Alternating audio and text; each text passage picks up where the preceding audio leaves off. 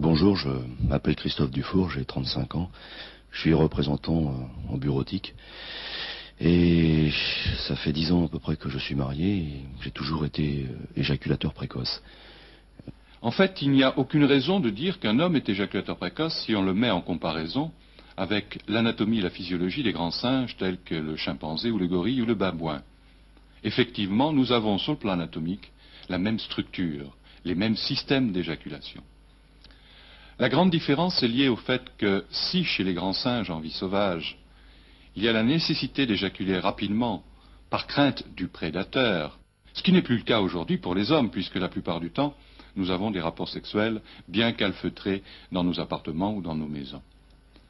Malheureusement, le problème de cette éjaculation trop rapide pour 70% des hommes est lié également au phénomène d'orgasmie très lente chez la femme. Il est donc très difficile pour un homme et une femme ayant un rapport sexuel qu'ils puissent se rencontrer et avoir des orgasmes communs.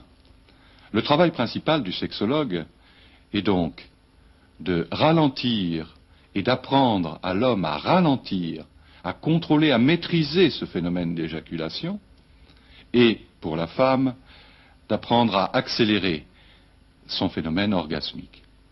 Pour cela, depuis une dizaine d'années, j'ai mis au point une technique, un programme de rééducation respiratoire et génitale et périgénitale que j'ai appelé le programme sextonique.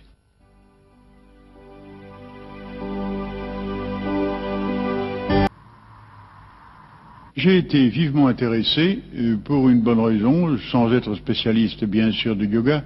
J'ai fait du yoga jadis et ça m'a rappelé les principes principaux du yoga qui est, par la maîtrise du souffle en particulier, de rendre l'homme conscient, surtout l'occidental conscient, de zones de son corps et de zones de ses muscles dont d'habitude il ne s'occupe absolument pas.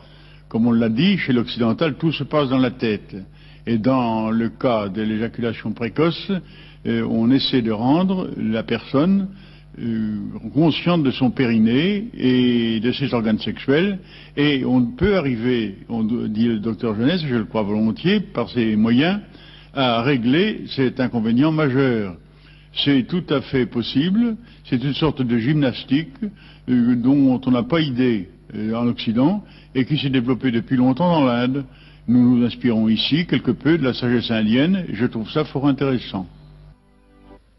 Bonjour docteur, je m'appelle Lydia Chevalier, j'ai 25 ans, je suis célibataire, je travaille dans un hôpital, je suis infirmière.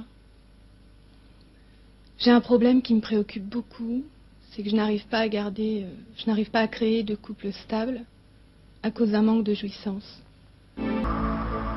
Ça fait des millénaires que la civilisation occidentale, peut-être en traduisant mal le christianisme, a obligé la femme d'oublier son corps pour faire face comme un être tout à fait acceptable de la société occidentale.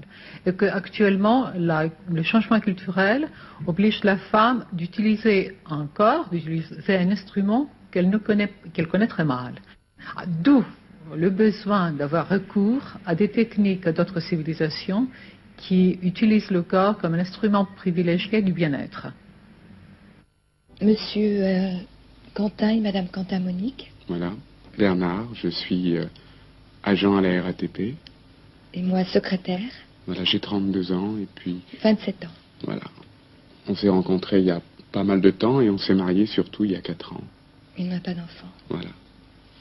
Alors en fait, on voudrait avoir des rapports beaucoup plus approfondis concernant nos rapports sexuels. Oui, disons que ça marche bien, mais ce qu'on aimerait, c'est que ça marche encore mieux, quoi. Que ça soit encore aller beaucoup plus loin. Oui, plus loin.